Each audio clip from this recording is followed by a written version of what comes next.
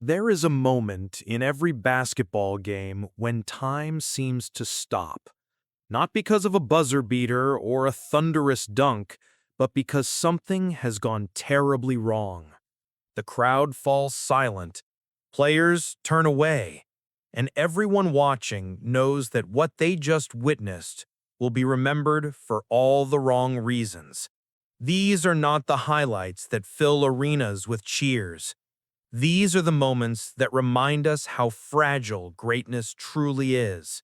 Tonight, we journey through the real stories of the worst injuries in NBA history. Every detail is true. Every moment actually happened. And as you listen, you'll understand why some nights in basketball are remembered not for victory, but for survival.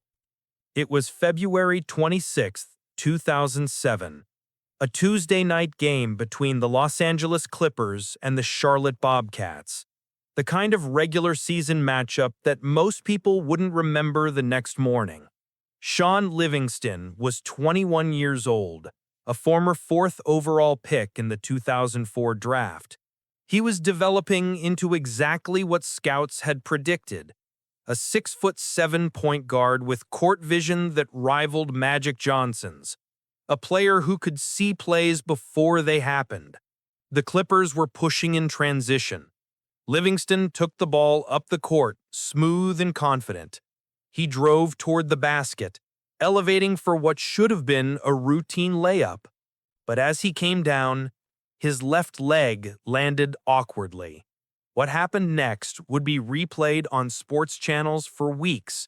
The most networks would eventually stop showing it. His knee buckled in a way that knees are not designed to bend. The medical report would later reveal the full extent of the damage. Dislocated left kneecap, torn anterior cruciate ligament, torn posterior cruciate ligament, torn lateral meniscus. The list went on. Nearly every major structure in his knee had been compromised. Players on both teams immediately signaled for help. Some turned away. Others stood frozen, hands on their heads, unable to process what they had just witnessed. Livingston was carried off the court on a stretcher. In the locker room, team doctors worked quickly. There was genuine concern, not just about his career, but about his leg itself. In the immediate aftermath, medical professionals discussed the possibility of amputation. The damage was that severe. The blood flow had been compromised. Time was critical. He underwent surgery, then another, then another.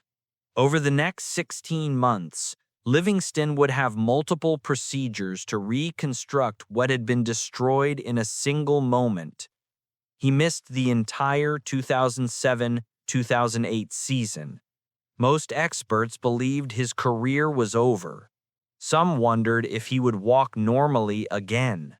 But Shaun Livingston did something that seemed impossible. He came back. Not immediately, and not without setbacks, but he returned to the NBA. He played for 8 different teams over the course of his comeback. He learned to play without the explosiveness he once had. He became a mid-range specialist, a defensive presence, a veteran leader. In 2015, he signed with the Golden State Warriors. Over the next 4 seasons, Livingston won 3 NBA championships. He became an essential part of one of the greatest dynasties in basketball history. He retired in 2019, having played 15 seasons total in the NBA. 14 of those came after an injury that should have ended everything. When he walked away from the game, it was on his own terms. His story changed how the league approached knee injuries. Medical protocols were updated, rehabilitation programs were redesigned, and every player who has come back from a devastating injury since has followed a path that Livingston helped create. On that February night in 2007, his career should have died. Instead, it was reborn. August 1st, 2014, a Team USA scrimmage in Las Vegas.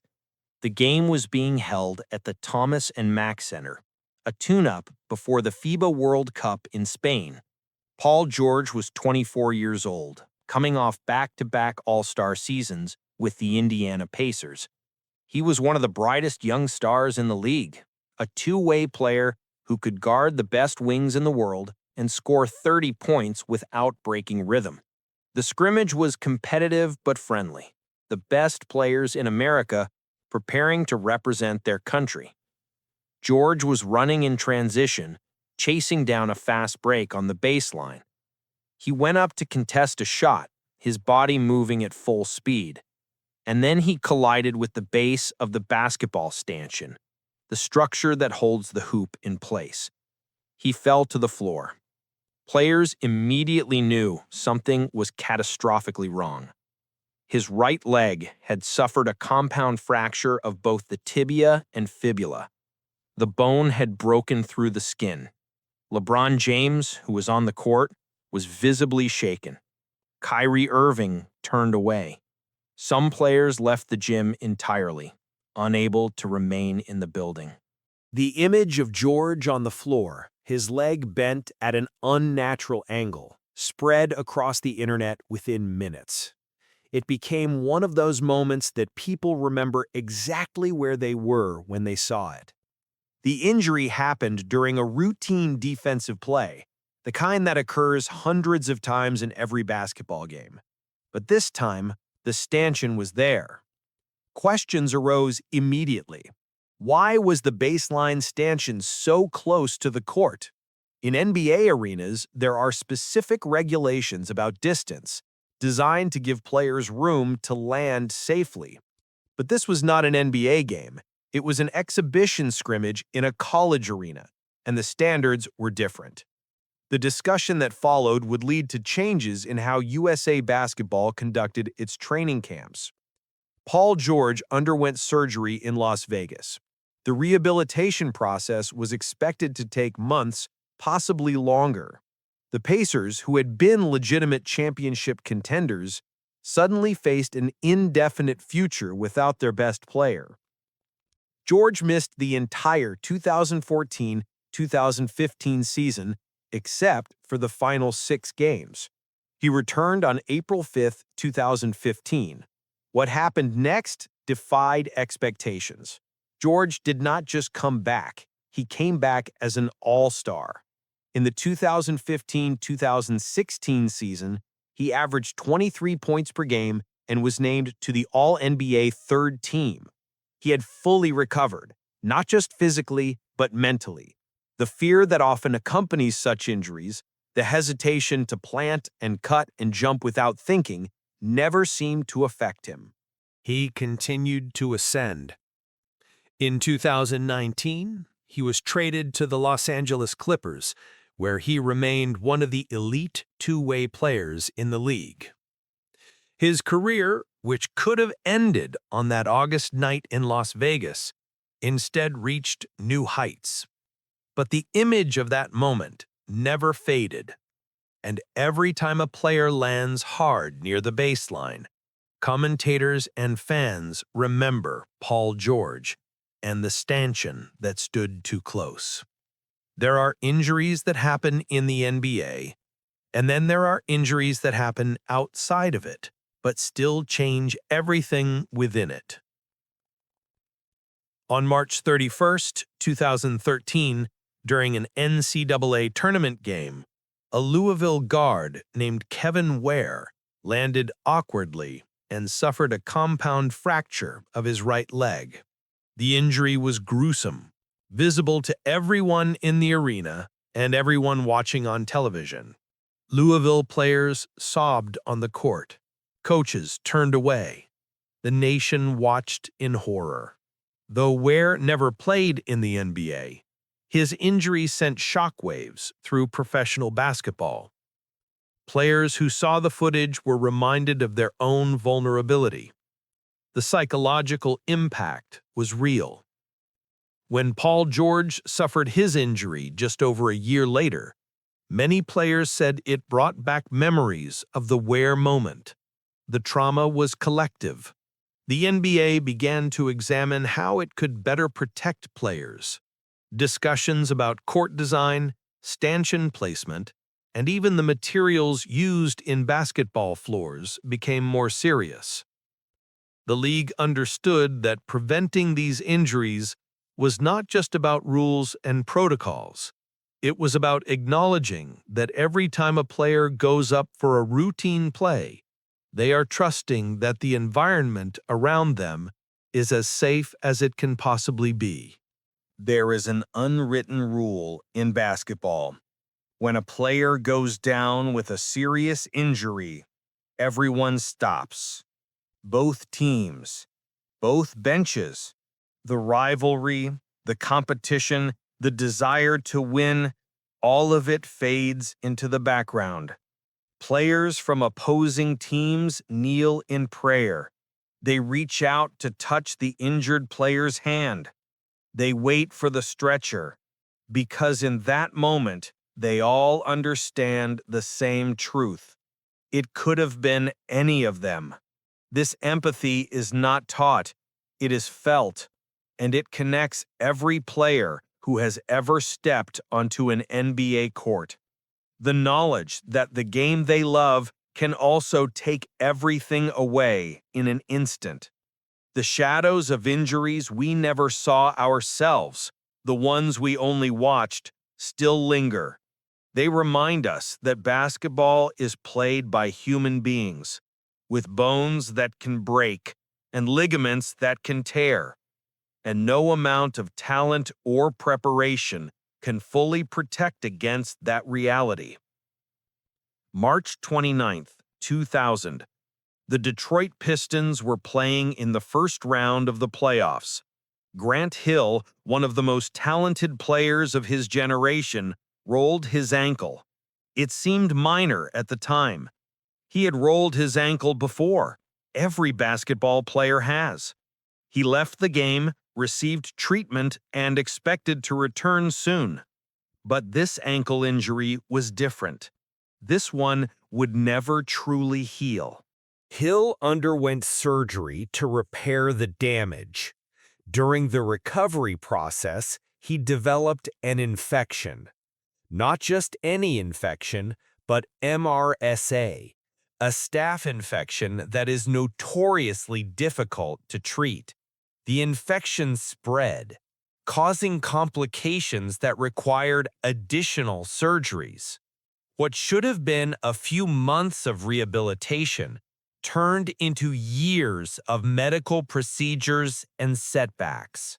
Grant Hill had been a superstar, a 5-time All-Star with the Pistons, a player who averaged more than 20 points, 9 rebounds, and 7 assists per game in the mid-90s.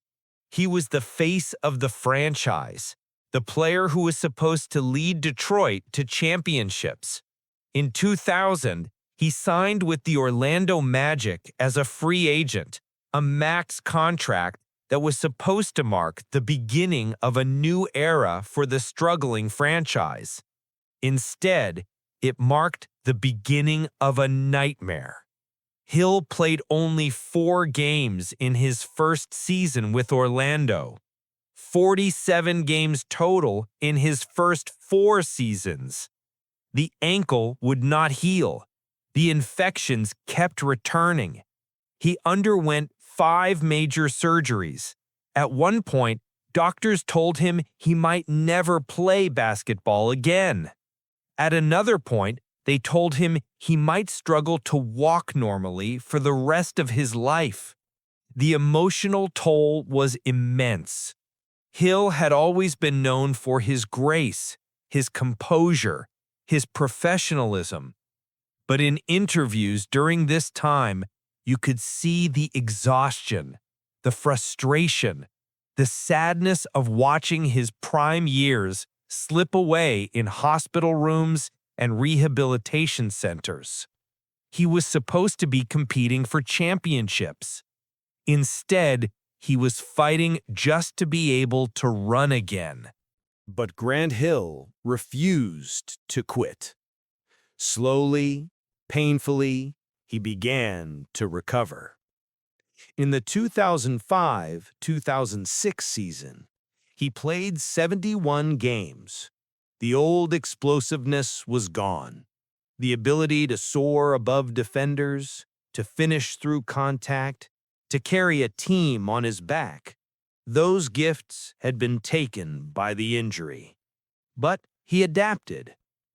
He became a perimeter shooter, a smart defender, a veteran presence. He learned to play a different kind of game. He eventually joined the Phoenix Suns, where he experienced a late career renaissance. He played until 2013, retiring at the age of 40. He was inducted into the Basketball Hall of Fame in 2018.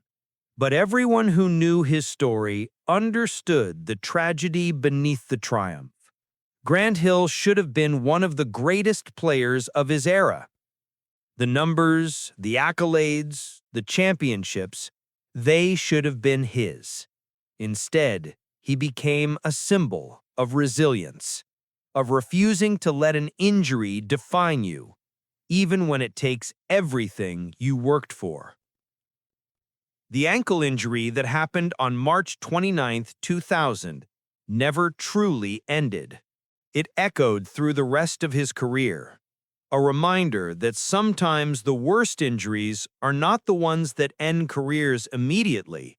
Sometimes they are the ones that steal your prime, one painful day at a time. April 15, 2010. The Milwaukee Bucks were playing the Phoenix Suns.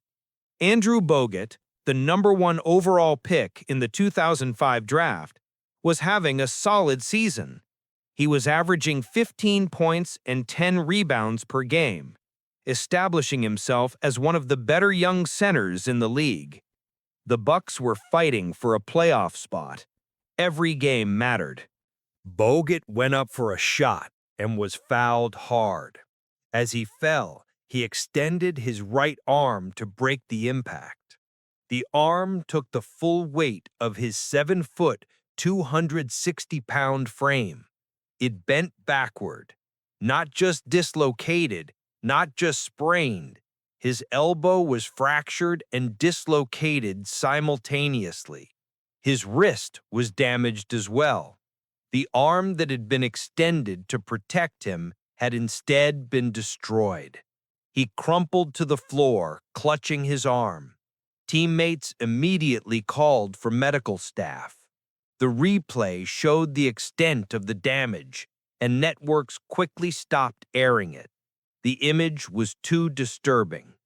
Bogut was taken to a hospital, where doctors began the process of trying to repair what had been broken. The surgery was complex. Pins and plates were inserted to stabilize the elbow. The wrist required its own procedure. The rehabilitation timeline was uncertain. Bogut missed the remainder of the 2009-2010 season and most of the following season as well. When he returned, he was different. Before the injury, Bogut had been developing into an offensive threat. He had a soft touch around the rim, decent footwork in the post, and the ability to score in isolation. After the injury, that part of his game largely disappeared. The elbow never regained full mobility. The wrist was weaker. He could still catch and finish, but the finesse was gone. What Bogut did instead was remarkable. He reinvented himself as a defensive anchor and playmaker.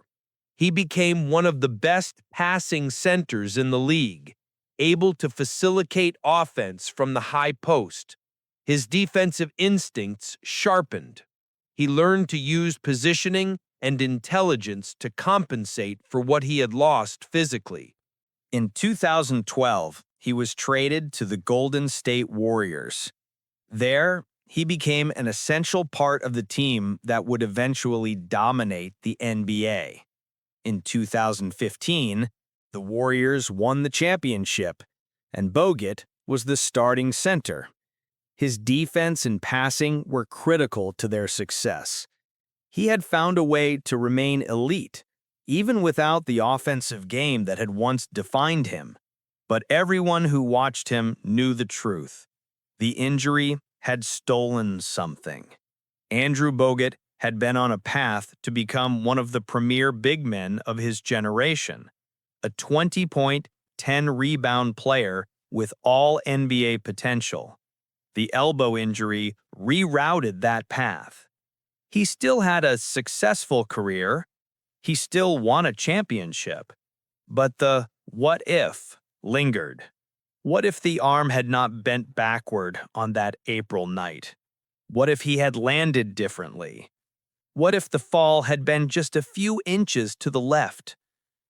These are the questions that follow every serious injury, the alternate timelines that exist only in imagination.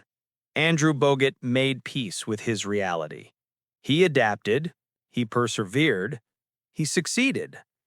But the elbow that bent backward in 2010 changed everything that came after. May 4th, 1970. The New York Knicks were playing the Los Angeles Lakers in Game 5 of the NBA Finals. Willis Reed, the Knicks captain and emotional leader, tore a muscle in his right thigh. The injury was significant. He could barely walk. He certainly could not play basketball at the level required for the NBA Finals. Reed missed Game 6 entirely. The Lakers won easily, tying the series at 3 games apiece. Game 7 would be played at Madison Square Garden, the most famous arena in basketball. The Knicks needed their leader, but Reed could hardly move. What happened next became one of the most iconic moments in NBA history. Just before tip-off, Willis Reed emerged from the tunnel. He limped onto the court, his face tight with pain. The crowd erupted. The noise was deafening. His teammates seemed to grow taller just from his presence. The Lakers seemed to shrink. Reed took the opening tip. He scored the first basket of the game. Then he scored another. 2 baskets, 4 points. That was all he could manage. He played 27 minutes, but he was essentially a decoy. He could barely move. Every step was agony. But it did not matter. The Knicks won the game by 25 points. Walt Frazier had 36 points and 19 assists. The supporting cast played the game of their lives. But everyone remembers Willis Reed. The mythology of that moment has grown over the decades. Reed's courage, his willingness to sacrifice his body for his team, his refusal to let his teammates face elimination alone. It became the standard by which all acts of basketball heroism were measured. Players who came after were asked, "Would you pull a Willis Reed?" But there is another side to this story, the side that modern medicine forces us to consider. Would Willis Reed be allowed to play today? Absolutely not. The risk of further injury would be too great. Team doctors would shut it down immediately. The liability alone would prevent it. And should he have played? That question is more complicated. Reed himself has said he does not regret it. The Knicks won the championship. His legacy was secured. But he also dealt with pain in that leg for the rest of his life. The muscle never fully healed. He walked with a limp for decades. The Willis Reed game is remembered as a moment of triumph. And it was. But it was also a moment that reflected a different era of basketball. One where players were expected to play through anything. where pain was a test of character, where the line between courage and recklessness was never clearly defined. Today, we celebrate the moment, but we also understand that some acts of heroism come with a cost that lasts long after the cheering stops. April 28th, 2012. The Chicago Bulls were playing the Philadelphia 76ers in the first round of the playoffs. The Bulls were up by 12 points. There was 1 minute and 22 seconds left in the game. The outcome was no longer in doubt, and Derrick Rose was still on the floor. Rose was 23 years old. He had been the #1 overall pick in the 2008 draft. In 2011, he became the youngest MVP in NBA history. He was explosive, fearless, a player who attacked the rim with a ferocity that left defenders helpless. Chicago had not had a star like him since Michael Jordan. The city loved him. The franchise built around him. The future seemed limitless. He took the ball on the left wing. He made a simple cut toward the basket, a move he had made thousands of times before. His left knee buckled. He grabbed it immediately and fell to the floor. The United Center went silent. Everyone knew. Even before the medical staff arrived, everyone knew. The diagnosis confirmed it. Torn anterior cruciate ligament. He would require surgery. He would miss significant time. The Bulls, who had been legitimate title contenders, suddenly faced an uncertain future. But the immediate question was simpler and more painful. Why was Derrick Rose in the game? The debate that followed was intense. The game was over. The Bulls were advancing to the next round regardless of the outcome. There was no reason for Rose to still be playing. Head coach Tom Thibodeau defended the decision, saying that Rose wanted to be out there, that he was trying to find his rhythm heading into the next series. But the criticism did not subside. Rose missed the entire 2012-2013 season. The Bulls encouraged him to return for the playoffs, but he refused. He said his body was not ready, that he was thinking about his long-term health. Some fans criticized him for being too cautious. Others applauded his decision to prioritize his future. When he finally returned in the 2013-2014 season, it seemed like the nightmare was over. He played 10 games. Then, in November 2013, he tore the medial meniscus in his right knee. He had surgery and returned in February 2014. He played 21 more games. Then, in February 2014, he tore the meniscus again. Another surgery, another lost season. The pattern continued. In November 2014, he had surgery on the same knee to repair another meniscus tear. His explosiveness was gone. The player who had once seemed to defy gravity now struggled to get past defenders.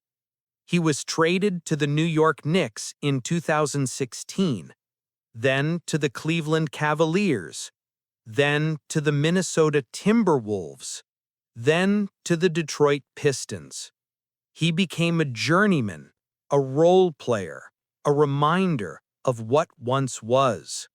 In interviews, Rose was candid about his struggles. He spoke about the mental toll of the injuries, the fear that lingered every time he planted his foot to cut.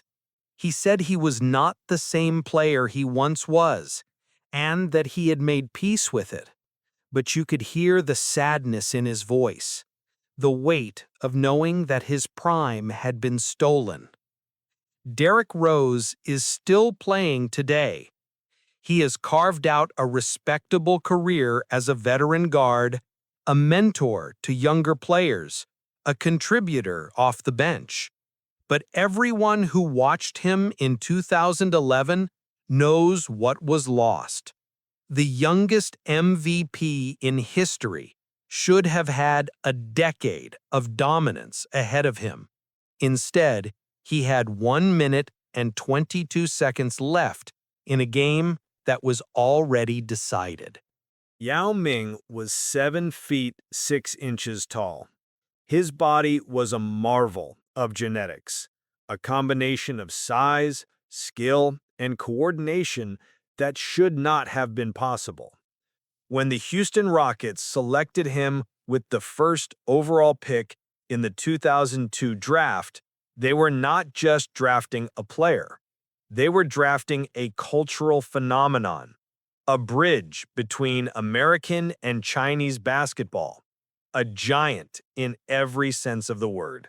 For the first few years, everything seemed fine. Yao was dominant. He made the All-Star team every season. He averaged more than 20 points and 9 rebounds per game at his peak. He was skilled enough to shoot from mid-range, mobile enough to defend the pick and roll, and strong enough to battle the best centers in the league. But his body was under constant strain. In April 2006, during the playoffs, Yao suffered a stress fracture in his left foot. He missed the remainder of the postseason. The Rockets were eliminated without their star. The injury was a warning sign, but everyone hoped it was an isolated incident. It was not. In February 2008, Yao broke his left foot again, another stress fracture in nearly the same location. He missed the rest of the season. The pattern was becoming clear. His feet, which had to support his enormous frame through the constant pounding of an NBA season, were beginning to break down. In May 2009, during the playoffs against the Los Angeles Lakers, Yao fractured his left foot for the 3rd time. This time, it was more than a stress fracture. The bone had given out completely. He had surgery. He missed the entire 2009-2010 season. And when he returned for the 2010-2011 season, he played only 5 games before the foot broke again. On July 20th, 2011, Yao Ming announced his retirement.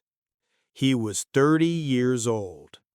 He had played 8 seasons in the NBA, but injuries had limited him to appearing in only 486 games out of a possible 656. The math was cruel. He had missed the equivalent of more than 2 full seasons. The reasons for Yao's injuries were complex, but ultimately unavoidable. He had been playing basketball year-round since he was a teenager, representing the Chinese national team in addition to his professional commitments. His body never had time to recover, and at his size, the forces exerted on his feet and ankles with every step, every jump, every pivot, were exponentially greater than for smaller players. Yao Ming was inducted into the Basketball Hall of Fame in 2016. His impact on the game, particularly in growing basketball's popularity in China, cannot be overstated. But his career will always be defined by what could have been. If he had been 6 inches shorter, his feet might have held up. If he had played fewer games internationally, his body might have lasted longer. If. Instead, we are left with 8 years and the knowledge that some bodies, no matter how talented, no matter how skilled, are not built to withstand the demands of professional basketball. Yao Ming's injuries were not the result of a single moment or a freak accident. They were the inevitable breaking of a giant, the slow fracture of a foundation that could not support the weight it carried. Anthony Penny Hardaway was supposed to be the next Magic Johnson. The comparisons were not hyperbole. He was 6 feet 7 inches tall, a point guard with size, vision, and a creativity that made the game look effortless. In the mid-90s, playing alongside Shaquille O'Neal in Orlando, Hardaway was one of the most exciting players in basketball. He could score from anywhere, pass like a magician, and defend with intensity. The future seemed certain. But unlike some of the injuries we have discussed, Penny's decline was not marked by a single catastrophic moment. It was a slow erosion, a series of smaller injuries that accumulated until the player he had been simply ceased to exist. It began with his left knee in the late 90s. First, it was soreness, then pain, then instability. He had surgery, but the knee was never quite the same. He had more surgeries. 1 became 2. 2 became 3. Each time he lost a little more. The explosiveness that had defined his game, the ability to change direction in midair, to finish through contact, to blow past defenders, it all faded. He tried to adapt. He worked on his jump shot, on his basketball IQ, on becoming a smarter player rather than a more athletic one. But the game had changed for him. The Orlando Magic, who had been on the verge of championships with Shaq and Penny, fell apart. O'Neal left for the Los Angeles Lakers. Hardaway stayed, but without his mobility, he could no longer carry the team. He was traded to the Phoenix Suns in 1999. He played there for 4 seasons, but he was a shadow of his former self. The All-Star appearances stopped. The highlight reels became memories. Hardaway would play until 2007, bouncing between teams, accepting smaller roles, trying to find a place in a league that had moved on without him. He retired at the age of 35. In interviews, he spoke about the knee injuries with a quiet resignation. There was no anger, no bitterness, just the acceptance that his body had betrayed him. The tragedy of Penny Hardaway's career is that we will never know how great he could have been. The pairing with Shaquille O'Neal could have resulted in multiple championships. The Magic could have been a dynasty. But the knees gave out, and the what-ifs multiplied. Today, Penny is the head coach at the University of Memphis, passing on his knowledge to a new generation. But those who watched him in his prime still wonder what could have been if the surgeries had not been necessary, if the pain had not been constant, if the knees had just held on a little longer. Alonzo Mourning was a warrior, a 7-time All-Star, a Defensive Player of the Year, a center who played with an intensity that intimidated opponents and inspired teammates. But in 2000, Mourning received news that had nothing to do with basketball and everything to do with life. He was diagnosed with focal glomerulosclerosis, a rare kidney disease that was slowly destroying his kidneys. The diagnosis was devastating. Mourning tried to continue playing, managing the disease with medication and treatment. But by 2002, his condition had worsened to the point where continuing was no longer possible. He announced his retirement from the NBA. He was only 32 years old, still in what should have been the prime of his career. But retirement did not mean acceptance. Mourning needed a kidney transplant to survive. In December 2003, his cousin, Jason Cooper, donated one of his kidneys. The surgery was successful. Mourning's life was saved. But returning to professional basketball seemed impossible. The physical demands were too great, the risk of complications too high. And yet, Mourning refused to let his career end that way. In 2004, just months after the transplant, Alonzo Mourning returned to the NBA. He signed with the New Jersey Nets. It was not a triumphant return at first. He was slower, less explosive. His conditioning was a work in progress. But he was on the court. He was playing. And that alone was a miracle. In 2005, Mourning was traded to the Miami Heat. There, he found a role as a defensive anchor off the bench. He provided veteran leadership, rim protection, and an example of perseverance that resonated throughout the locker room. And in 2006, the Heat won the NBA championship. Alonzo Mourning, playing with one kidney, a transplant recipient who had been forced into retirement just 4 years earlier, was an NBA champion. His story transcended basketball.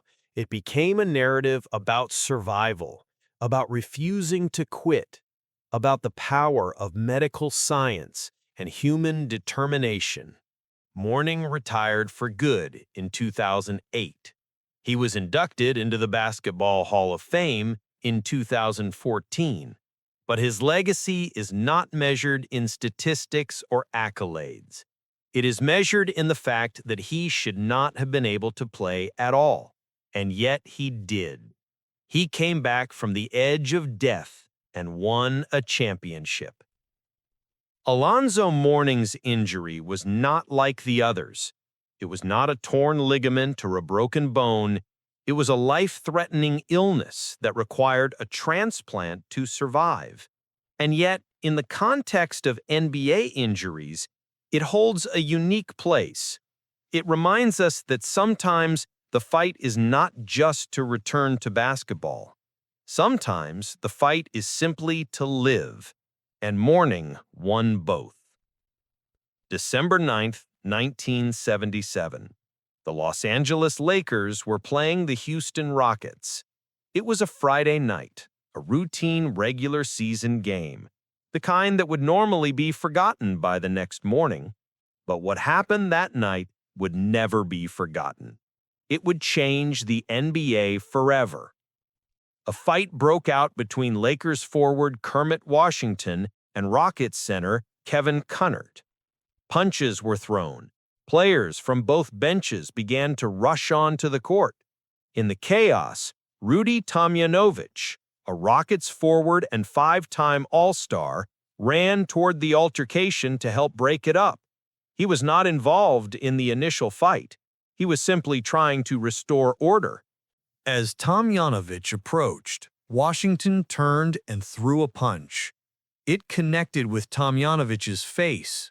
The sound, witnesses later said, was sickening. Tomjanovich collapsed immediately. His face was shattered.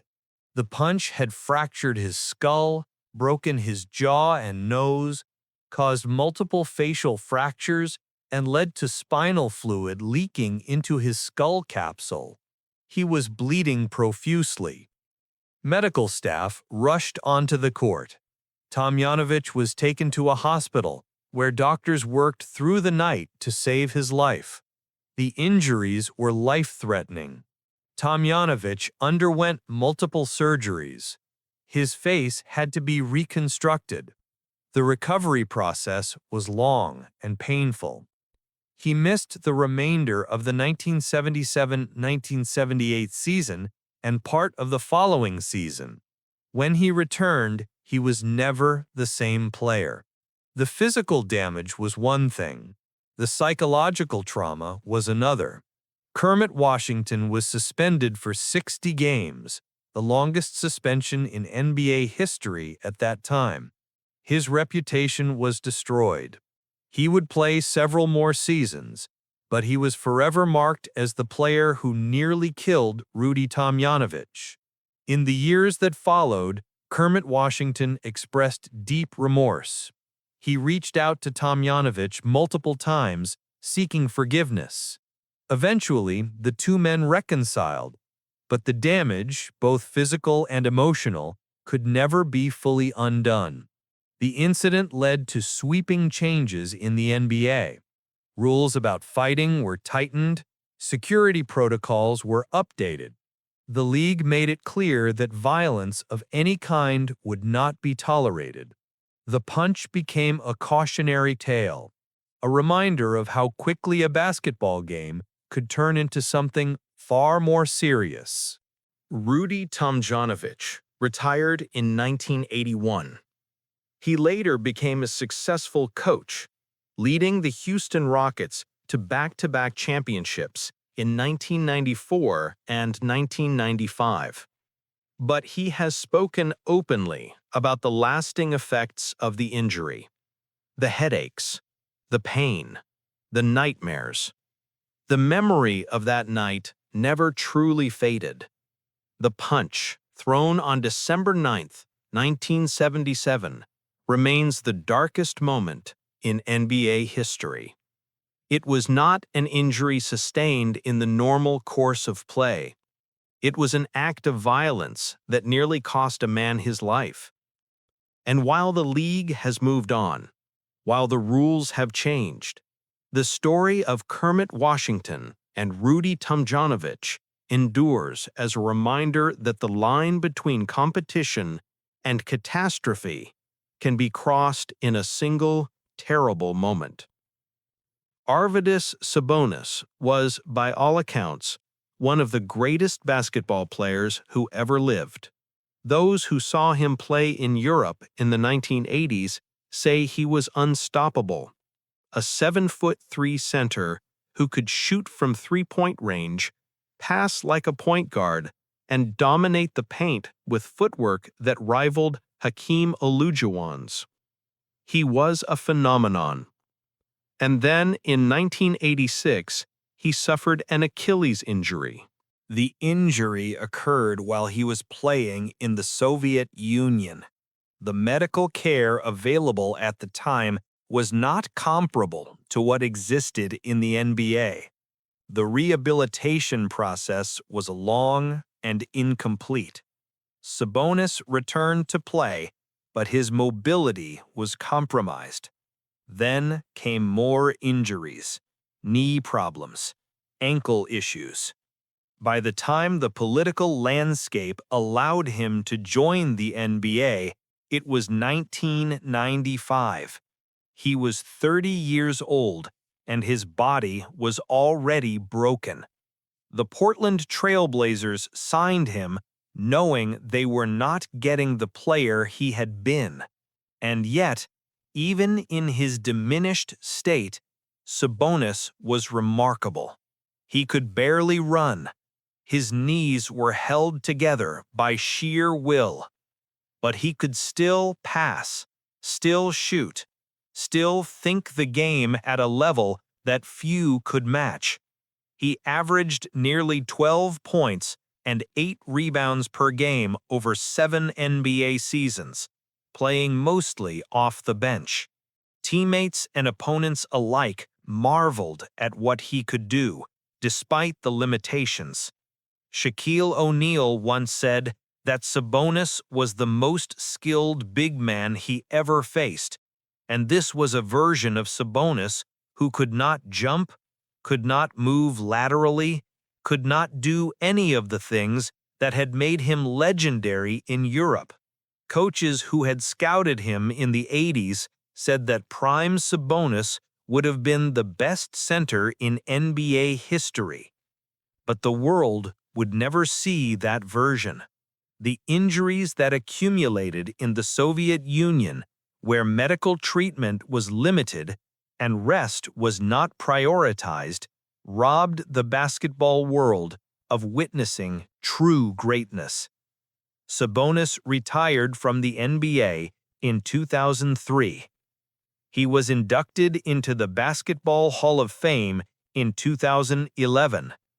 But his legacy is defined by a single, haunting question. What if he had come to the NBA when he was healthy? What if he had been 22 instead of 30? What if the Achilles had never torn? Arvydas Sabonis is a reminder that some injuries steal not just careers, but entire legacies. The player the world saw was a fraction of what he had been, and yet even that fraction was enough to earn him immortality.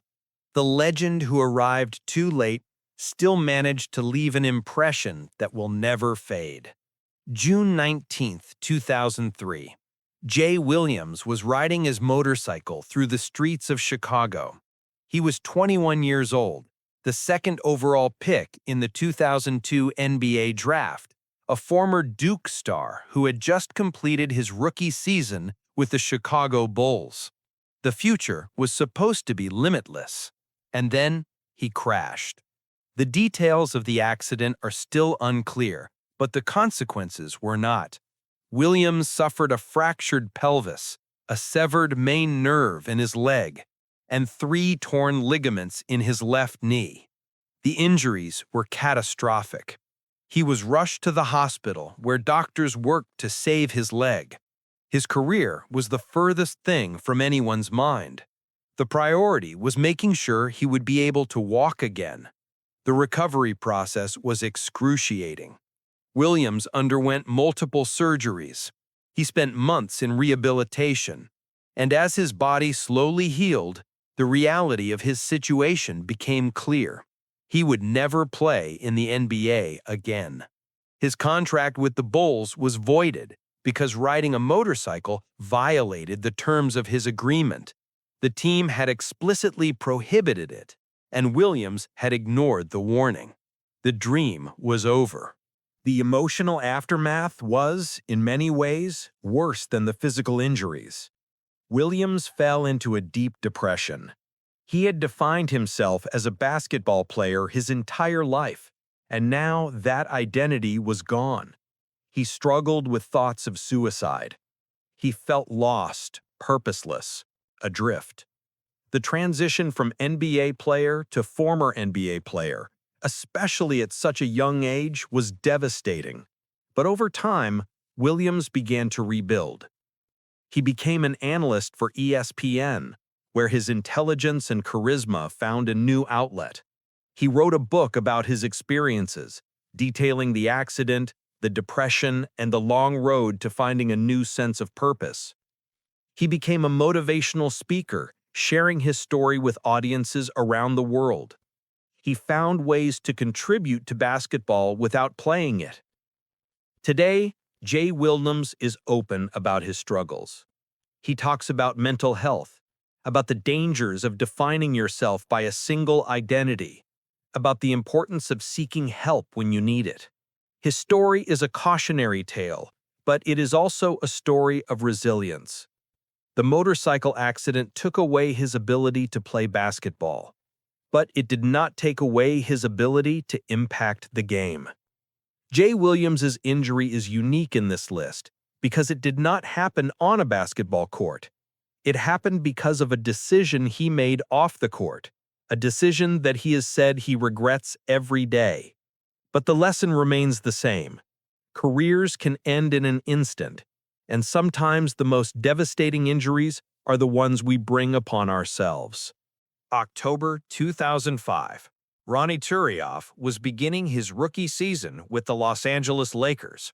He had been a second-round pick out of Gonzaga, a high-energy forward known for his hustle and his infectious personality. The Lakers were excited to have him, and then, during a routine physical examination, team doctors discovered something that had nothing to do with basketball. Turiaf had an enlarged aortic root, a life-threatening condition that required immediate open-heart surgery. The diagnosis was shocking. Turiaf had played college basketball for 4 years without knowing he had a serious heart condition. He had been running up and down the court, jumping, sprinting, exerting his body to its limits, all while his heart was a ticking time bomb. If the condition had gone undetected, he could have collapsed during a game.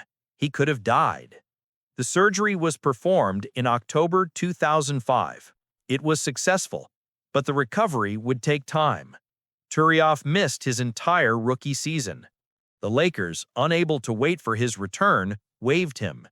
The dream he had worked for his entire life seemed to be slipping away before it had even begun.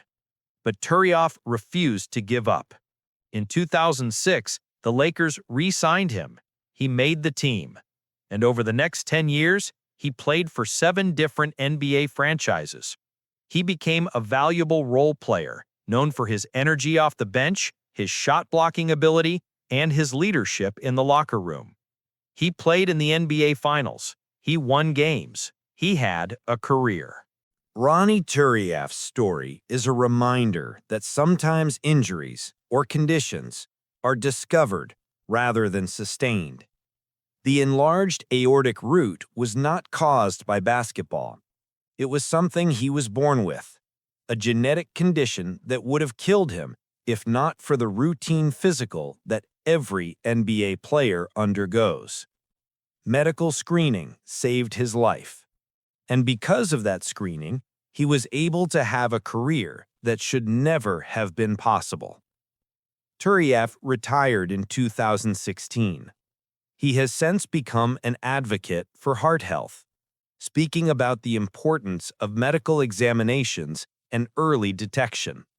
His story does not fit the traditional narrative of an NBA injury, but it is just as important, because sometimes the most serious injuries are the ones you never see coming. November 19th, 2004. The Indiana Pacers were playing the Detroit Pistons at the Palace of Auburn Hills. With less than a minute remaining in the game, a fight broke out between Pacers forward Ron Artest, who would later change his name to Metta World Peace, and Piston center Ben Wallace.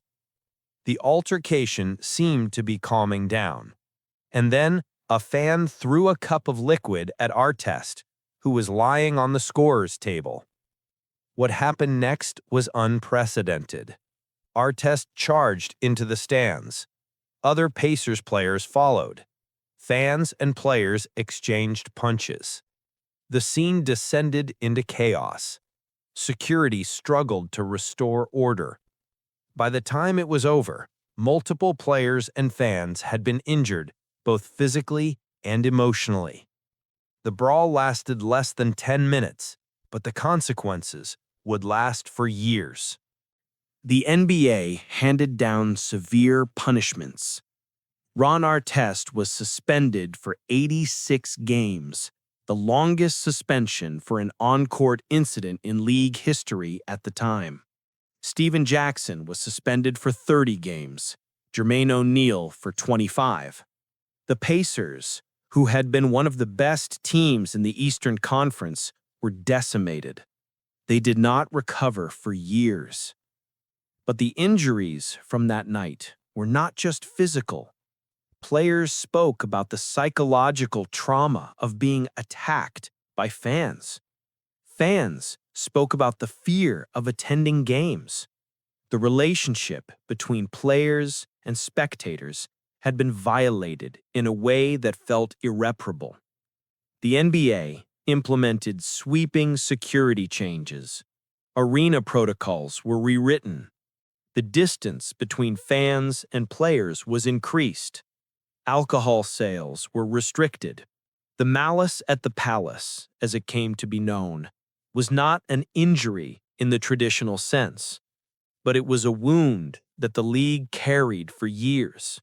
It damaged the NBA's reputation. It changed how games were policed.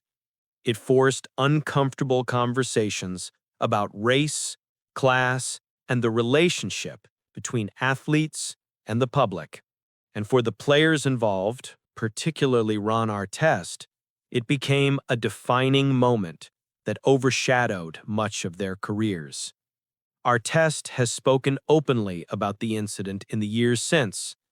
He has expressed regret, though he has also said he was defending himself. He went on to have a successful career, winning a championship with the Lakers in 2010. But the night in Detroit never left him. It was always there, a shadow that followed him wherever he went. The malice at the palace reminds us that injuries in the NBA are not always caused by the game itself. Sometimes they are caused by the environment around the game. And sometimes the scars they leave are not visible on X-rays or MRIs. They live in the memory, in the fear, in the knowledge that a single moment can change everything. October 17th, 2017, opening night of the NBA season.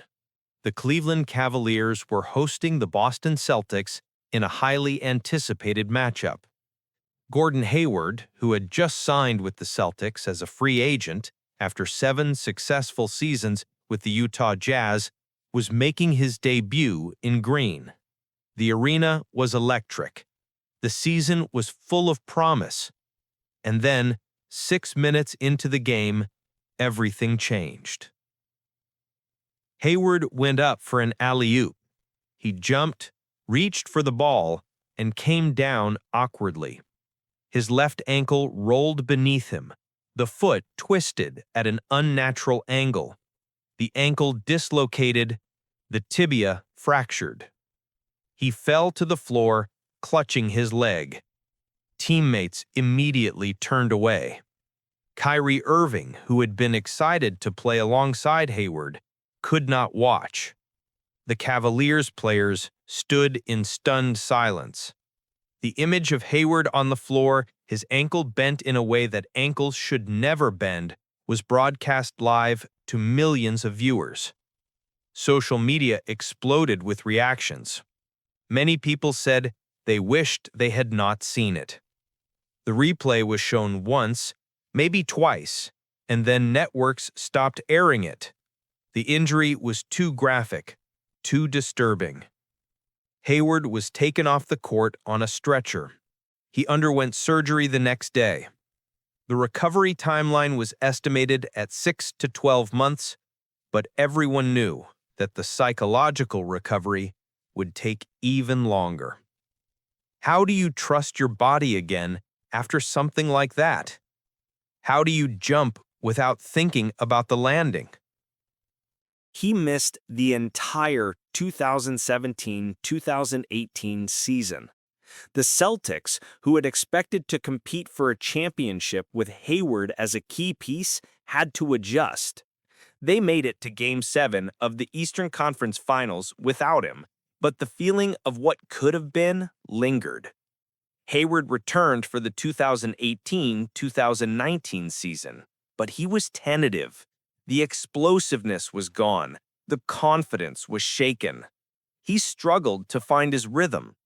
Fans and media were critical, forgetting that he was less than a year removed from a catastrophic injury. The pressure mounted.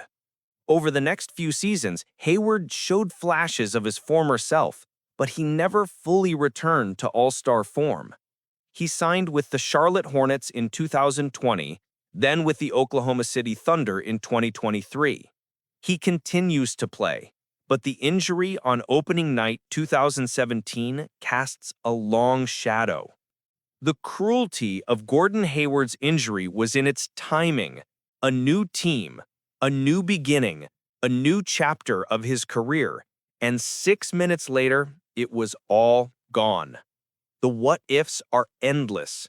What if he had not gone up for that alley-oop? What if he had landed 6 inches to the left? What if the game had been played on a different night? But the reality is simple and brutal.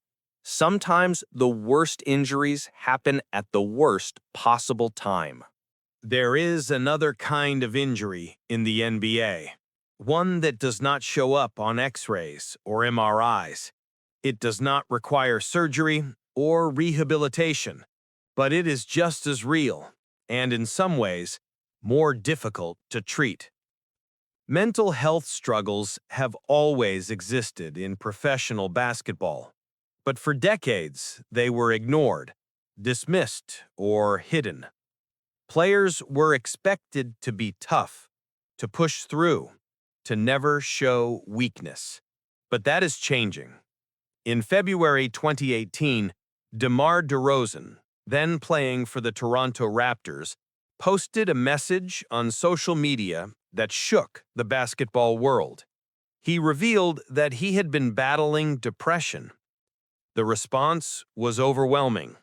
Fans shared their own stories. Other players spoke up. Kevin Love, the Cleveland Cavaliers forward, wrote an essay about his experience with a panic attack during a game in November 2017. He described the feeling of not being able to breathe, of his heart racing, of thinking he was going to die. These revelations opened a door that had been closed for too long. Players began to speak openly about anxiety, depression, and the immense pressure that comes with being a professional athlete. The expectations, the scrutiny, the constant travel, the injuries, the fear of failure. All of it takes a toll that is invisible but very real. The NBA has since made mental health a priority. Teams now have access to mental health professionals. Players are encouraged to seek help without fear of judgment.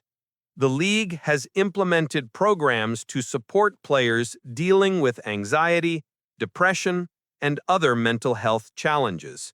But the conversation is still evolving. In recent years, players have taken time away from the game to focus on their mental health. Simone Biles did it in the Olympics, and NBA players have followed. The stigma is slowly fading. The understanding that mental health is just as important as physical health is becoming more widely accepted. But this injury, the invisible one, remains difficult to quantify.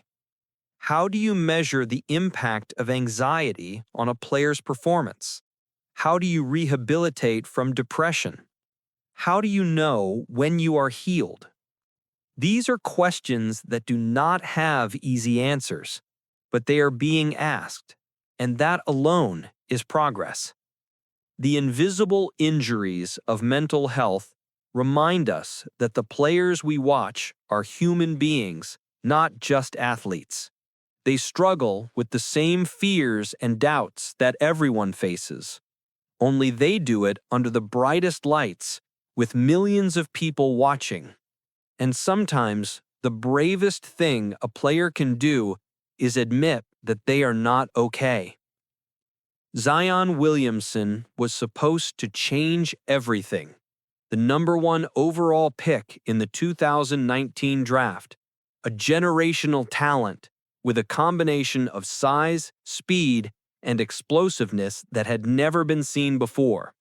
He was 6 feet 6 inches tall, 285 pounds, and could jump out of the gym.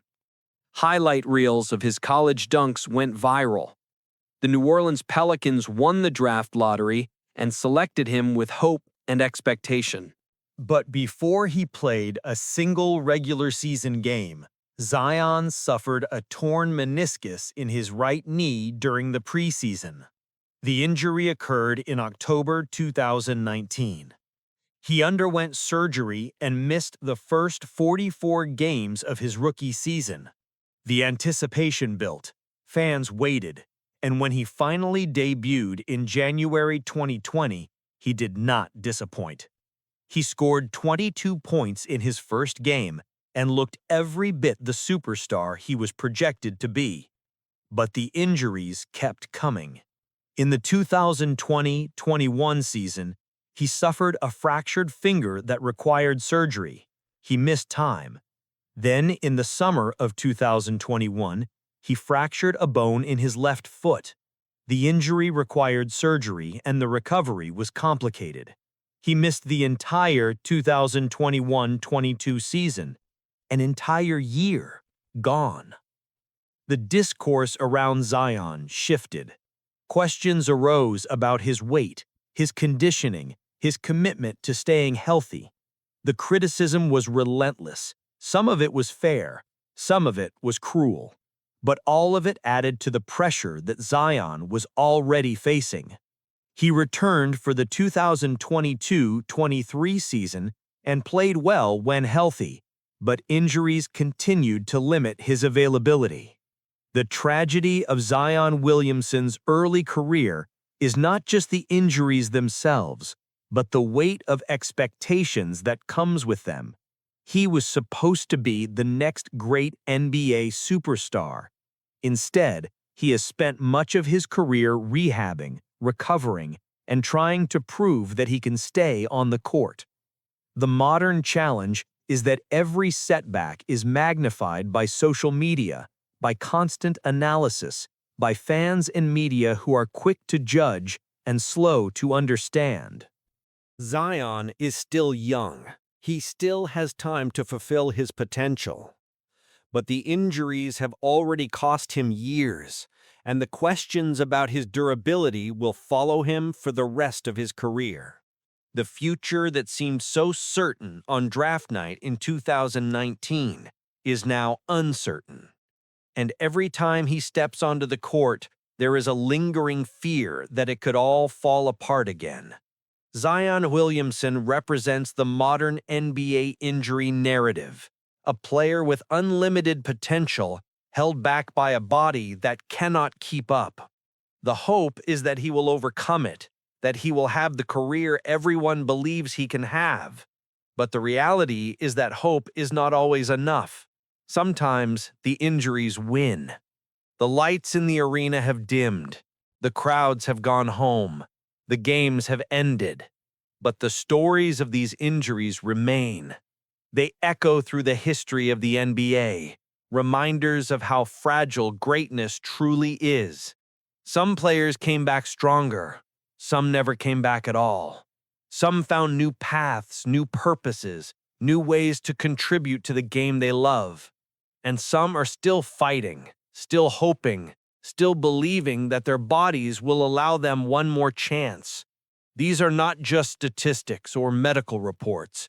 They are human stories, stories of pain and perseverance, of dreams interrupted and dreams rebuilt, of moments that lasted only seconds but changed everything that came after.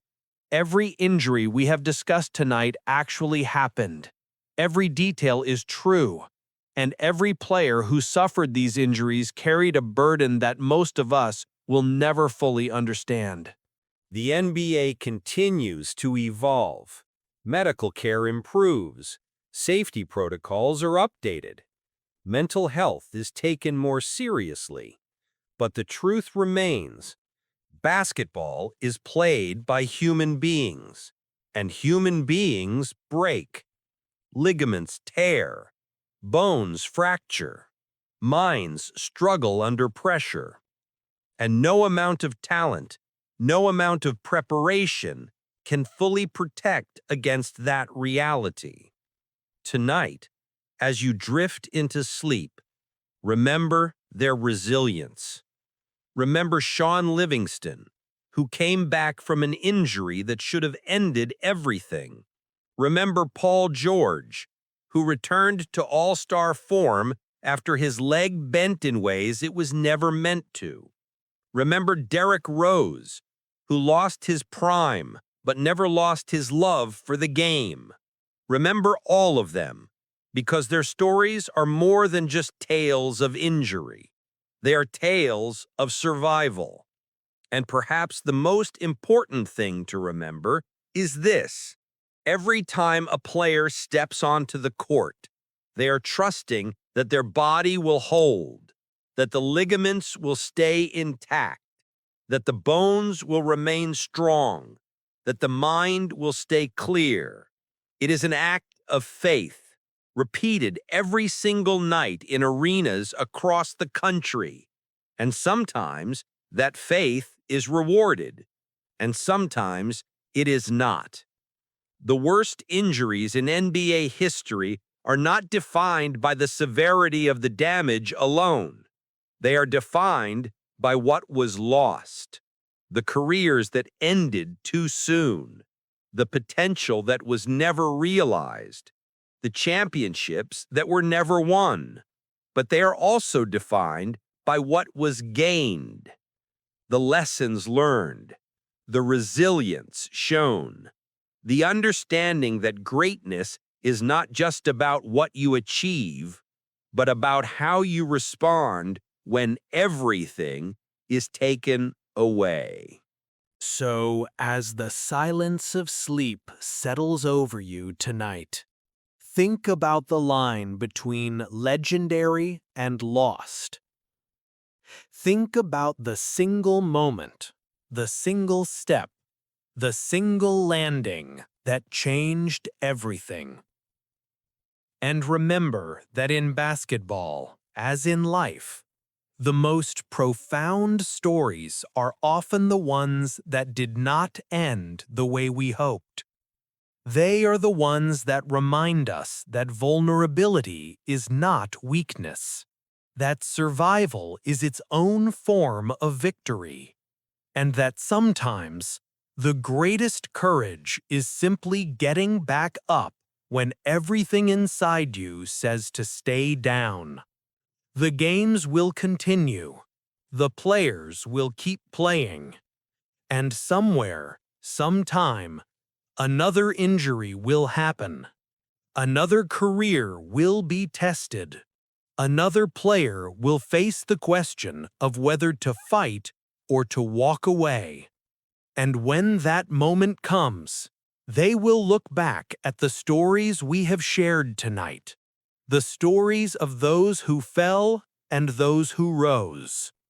And they will find the strength to keep going, because that is what these injuries have taught us, that the worst moments in basketball do not define the sport. They reveal it.